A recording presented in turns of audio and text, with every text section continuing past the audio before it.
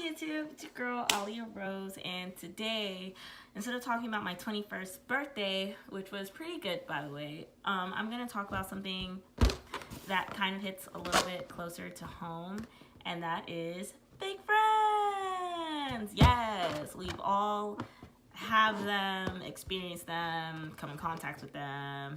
If you haven't, you are so blessed. You don't even realize how blessed you are to not have to deal with that bullshit. But if you're like me and deal with that bullshit on a daily, I'm gonna give you a few pointers on one, how to deal with realizing that you have a fake friend or friend, what's the trait of a fake friend, and how to go about it, right? Normally how I go about those types of situations, or realizing a person isn't really in my corner when I thought they were, you don't necessarily have to go out of your way to like make them feel how they make you feel, but you can change how you deal with that person. Like, you can see how they move and then act accordingly, you know? Like, if you're always trying to include them in events or milestones in your life, but they're not really trying to include you, or they kind of go out of their way to like make plans with y'all's other mutual friends excluding you, just see that, peep that, take it as fucking face value, and just don't go out of your way to include them in stuff that involves you, because I mean, it's not being reciprocated. And if something's not being reciprocated, then like my real true best friend says, then it's just kind of you searching for validation. So don't search for validation within people. If anything, the only person that should be validating anything for you is yourself. So that's one. Two, how to recognize a fake friend. To me, even though a fake friend has plenty of definitions, a fake friend to me is someone that always wants to hear about the negative stuff going on in your life. They never want to hear about anything positive. They're constantly searching for the tea, constantly trying to dig, and not so more hear what you're going through, but more just so for information to kind of make them feel better about their lives, because there are people like that that feed off of other people's negative energy. So if you have people like that in your life, cut that shit out, right? Second thing to recognize a fake friend, one of their traits is that they're never genuinely happy for you. Like, they're never ever genuinely happy for you. Like, you tell them some good plans or something that you got going on, like one of your dreams or one of your aspirations or something positive, anything positive that happened in your life, and they have something negative to say to shoot it down or take away from your joy. I'm sorry, bitch, but they're not your fucking friend. Because at the end of the day, no person that genuinely cares about you is going to say anything that will dampen your light and dampen the smile, fucking beautiful ass smile on your face. So if you have someone in your life that's constantly bringing you down when all you're trying to do is share your positivity with them, cut them off. Cut that shit. Because at the end of the day, like, people pray for your downfall all the time. People smile in your face and then be praying that you fail. So be wary of that. Demons are real in this bitch. A third trait that I feel like a fake friend has is that they're constantly putting other things over you. And I don't mean like, oh, they have a life, as in, you know, they got work or kids and stuff like that.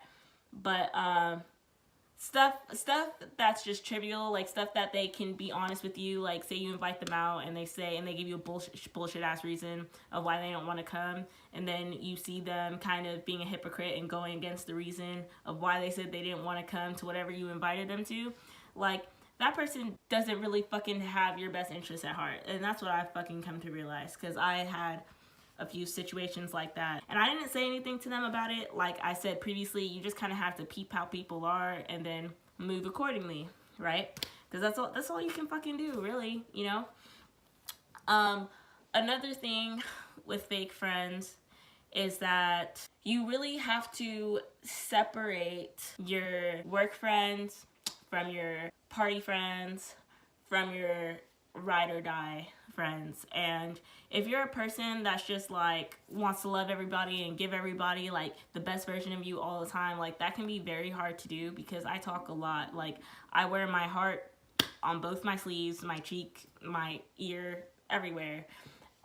So that's one of my negative qualities that is a positive quality, but society makes it a negative quality because it leaves me open for people to try to come in and abuse that, right? So with your work friends are literally like just that. You know what I mean? Like, it's connection. Y'all work together. Y'all chop it up. But these are not the people to be telling like your deepest, darkest secrets to and whatever. Because again, people are shiesty, and you don't want to talk to the wrong person at work. And then next thing you know, all your business is around the corporation, right? So that's number one.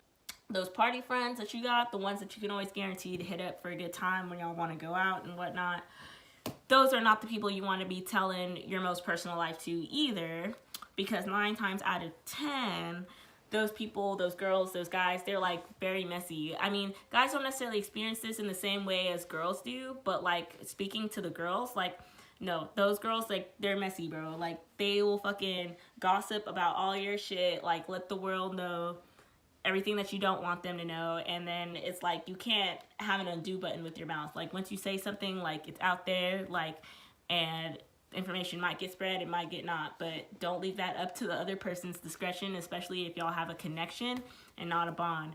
Because the difference between a connection and a bond is, like, a bond is not easily broken. You know what I mean? Like, that shit is like glued together. You feel me? But a connection is like a fucking cord. You trip on it and it fucking comes out. And yeah, I mean, it's never the same. You can plug it back in, but it's never going to be the same, right? And then you have your ride or die friends, right? And I'm blessed to have one, but, you know, one is all you need, and including yourself, you know what I mean? Because if you can't trust to lean on someone else, you better be able to trust that you can be strong enough to lean on yourself, right? But those ride or die friends, like, those are the friends that'll fucking jump in front of a train for you. They'll catch a bullet for you. They'll punch somebody in the face for you. No one's ever gonna get fucking by talking shit about you to them. You feel me? They will not stand for that at all. Those are the friends that'll put you in check when you need to be put in check. Those are the friends that you can trust them with pretty much everything, your whole life, and then some. Those are the friends that come once in a lifetime. Oh, this is Tommy, y'all. Y'all met Sushi the last time, but this is Tommy. No, because you're going to try to mess up my video. Ah! But those are the friends that come once in a lifetime. And I'm very happy to have met mine. And I used to feel like I could be a ride or die for someone. And that's another thing. With fake friends, you cannot be their ride or die, bro. Because they will fucking leave you out to dry. Like, those are the people that you might catch a bullet for.